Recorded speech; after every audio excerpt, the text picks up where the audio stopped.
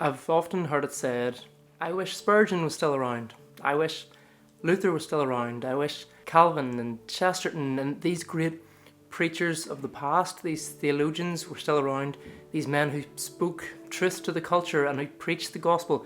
And I've always kind of thought, we don't really need them, because God, in his infinite wisdom and sovereignty, has given us, amongst others, Tim Keller.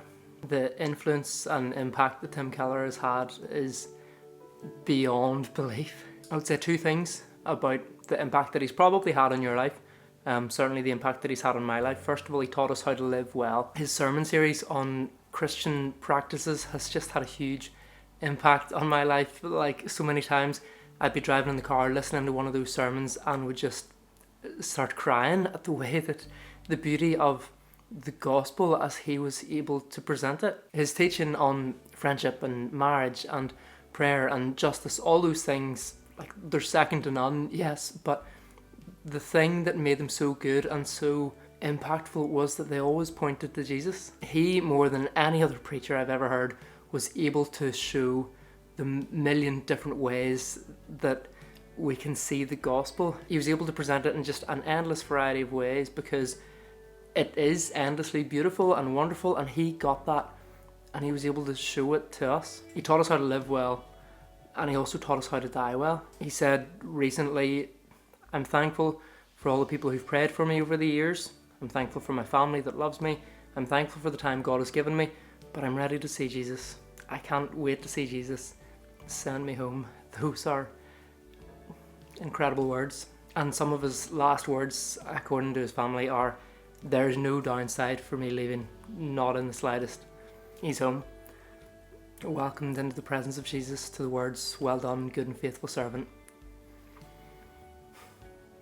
Praise God for Tim Keller.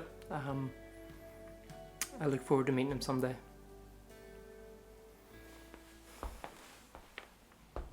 I've never been more moved than when I realized that Jacob suddenly realized what you and I need to realize, and that is the fulfillment we've been looking for in work, in building skyscrapers, in having wonderful spouses, in having lots of children, in making money.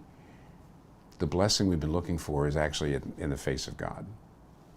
And all we don't quite know how it worked. It's so moving. In Genesis 32, it says, and God blessed him there. And so you see, the blessing we need is in Jesus himself. Every part of Genesis points to Jesus. Jesus is the true Abraham, who in order to save us went out not knowing whither he went.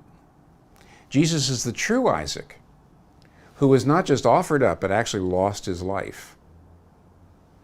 So that just as God could say to Abraham, now I know that you love me, because you did not withhold Abraham, your son, your only son, whom you love, from me.